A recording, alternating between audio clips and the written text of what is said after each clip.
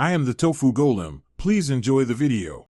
You start on documented priorities, get permission and confirm property lines, then you pick a specific grid from maps or aerials. Assemble gear, put fresh batteries in the detector, and set a medium sensitivity to avoid chatter. Walk a straight baseline at a steady pace, overlapping each pass by about 30%. Once you hear a clear, repeatable signal, mark it with a pin flag and record coordinates. Make sure to test your coil on a known metal target, so you trust the tones before digging. You now commit to a systematic grid search to avoid missed spots. Establish 10 by 10 meter squares, label them, and sweep each square in parallel lanes. When a signal appears, switch to pinpoint, scratch a shallow plug with a trowel, then probe to isolate the object.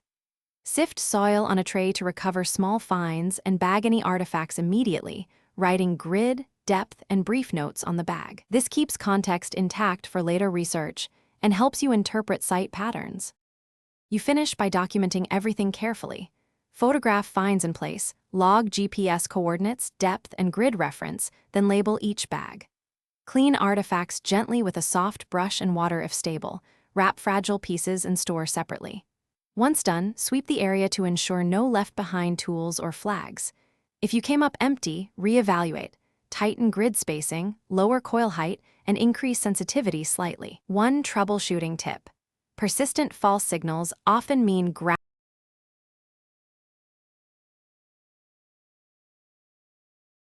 Thanks for watching. Consider subscribing if we helped you today.